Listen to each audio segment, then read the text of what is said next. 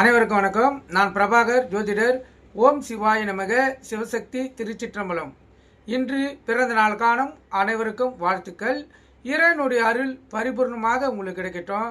உங்களுடைய மனம் எதை என்னை ஆசைப்படுகிறதோ அந்த ஆசை நிறைவேறட்டும் என்று எம்பெருமான் சிவபெருமானிடம் அடியேன் வேண்டிக் கொள்கிறேன்.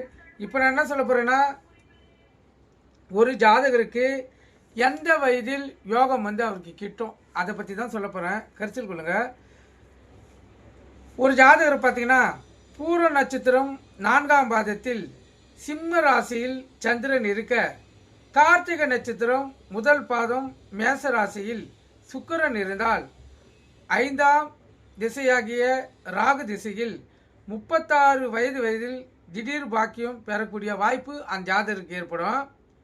மேற்படி கிரக அமைப்புகளுடன் கடக லக்னமாய் அமைந்து ராகு கன்னியில் இருந்தால், 25 வயது வரை பொருளுக்காக கஷ்டப்பட்டு 35 வயதுக்கு மேல் மிகவும் அற்புதமாக வாழ்க்கையை அமைத்து வெகு தனத்தை சம்பாதித்து மகா பாக்கியசாலியாக புகழ்பெற்று வாழக்கூடிய அமைப்பு அந்த ஜாதகருக்கு ஏற்படும்.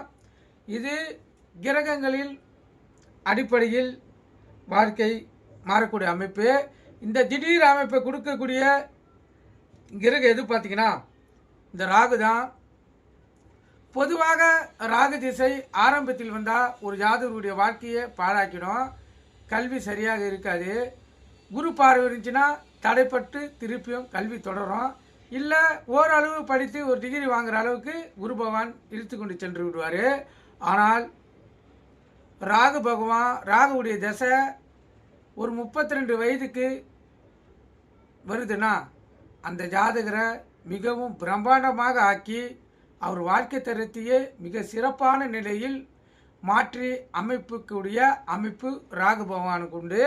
எப்போதும் தெரிஞ்சுங்க, ராகுன்னா பிரம்மாண்டம். அது இருக்க வேண்டிய இடத்திலிருந்து நடக்க வேண்டிய நேரத்தில் அது தசை நடந்தால் ஒரு ஜாதகர் முன்னேற்றம் அடைவதை எந்த கிரகத்தாலையும் தடுக்க முடியாது.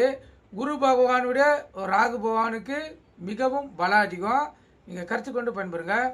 நன்றி, வணக்கம். வாழ்க வளமுடன்.